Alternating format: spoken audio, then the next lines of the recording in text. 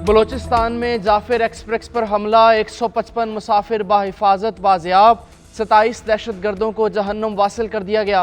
Railway हुकाम के मुताबिक 23 बाजियाब मुसाफिर मच में ठहर गए, 57 को कोयटा पहुंचा दिया गया। सिक्योरिटी ज़राए के मुताबिक दहशतगर्द अफगानिस्तान में अपने मास्टर माइंड से राब्ते में हैं। मासूम मुसाफिरों को ढाल बनाने के लिए दहशतगर्दों ने 7 खुदकुश बमबार बिठा दिए। सिक्योरिटी फोर्सेस का आखिरी दहशतगर्द के खात्मे तक ऑपरेशन जारी रखने का ऐलान।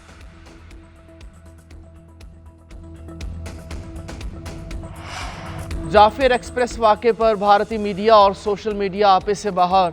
हिंदुस्तानी मेन स्ट्रीम और सोशल मीडिया ने झूठ फैलाना शुरू कर दिया। कलअदम BLA के पैगामात उठाकर चलाए जाने लगे। भारतीय न्यूज़ चैनल्स ने भी बगैर तस्दीक प्रोपेगेंडे की रिवायत ना छोड़ी।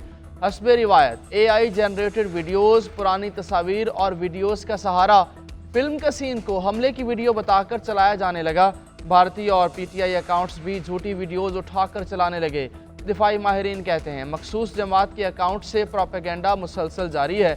इनकी पोस्ट की इबारत BLA और रॉ लिख रहे हैं।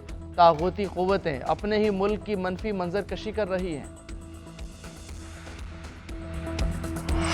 पाकिस्तानियों के UAE के वीज़ों पर कोई बाज़ाब्ता पाबंदी नहीं। पाबंदियों और सख्त जांच पड़ताल की वजह से मुख्तलिफ मसाइल हैं। मुत्तहिदा अरब इमारात के वीज़ों के हवाले से वज़ीर ख़ारजा का तहरीरी जवाब। इसहाक डार कहते हैं कि कुछ पाकिस्तानी शहरी जाली डिग्रियां, डिप्लोमे और जाली मुलाजमत के मुआहदे जमा कराते पाए गए। कुछ पाकिस्तानी अपने वीज़ों से ज़्यादा क़याम कर चुके और कुछ सियासी और मुजरिमाना सरगर्मियों में मुलव्वस हैं। कुछ अरकान को सोशल मीडिया प्लेटफॉर्म्स का नामुनासिब इस्तेमाल करते पाया गया। अबू धाबी में सिफारत खाने ने यह मामला सरकारी सतह पर उठाया है।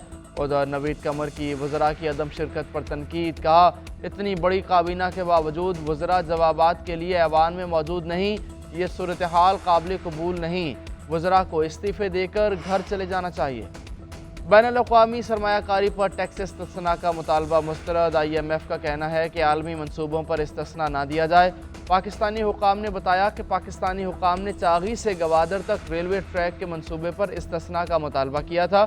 ब्रीफिंग में बताया गया कि रेकोडिक से निकलने वाली मादनियात की गवादर तक ट्रांसपोर्ट के लिए रेलवे ट्रैक की ज़रूरत है।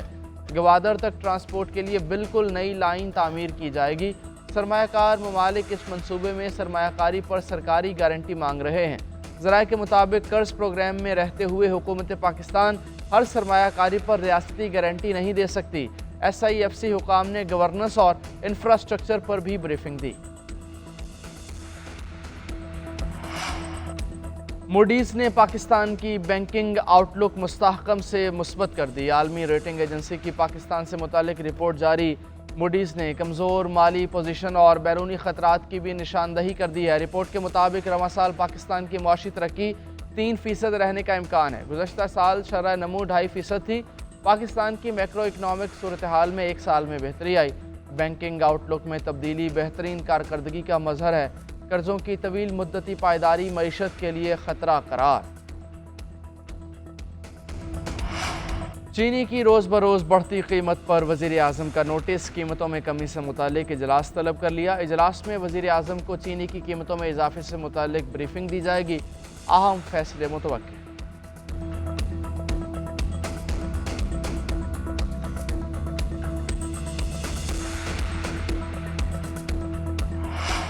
आईनी बेंच कोई हाई कोर्ट नहीं कि दायरा समात महदूद होगा। नया आईनी बेंच मुकदमा सुन रहा है। तमाम मेरिट ज़ेर बहस आ सकते हैं। मरकजी फैसले से इत्तेफाक भी कर लें तो अपनी अलग से राय दे सकते हैं।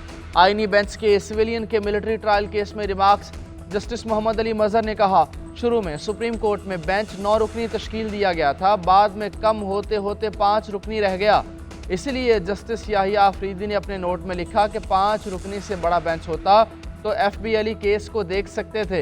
जस्टिस मुसर्रत हिलाली ने सवाल किया कि क्या अदालतें आर्टिकल 175 के तहत बनी? बताएं, क्या ये अदालत भी उसके तहत बनी है? जस्टिस जमाल मंदोखेल ने रिमार्क्स दिए, कोई ऐसा फॉरम है जो 175 के तहत ना बना हो और वो सिविलियन का ट्रायल कर सकते हों? आर्टिकल 6 की शिक 3 में बुनियादी हुकूक मुस्तस्ना कर दिए गए। केस की मजीद समाअत कल तक मुलतवी।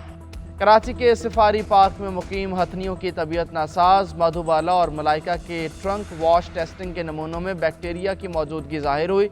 हथनियों में TB की मौजूदगी के बाद तहकीकात भी शुरू। ہاتھیوں کے کیپر اور دیگر عملے کا ٹی بی کا ٹیسٹ منفی آ گیا۔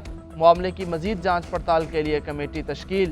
سری لنکا، تھائی لینڈ، جرمنی اور جانوروں کی فلاحی تنظیم 4 paws سے ماہرین شامل۔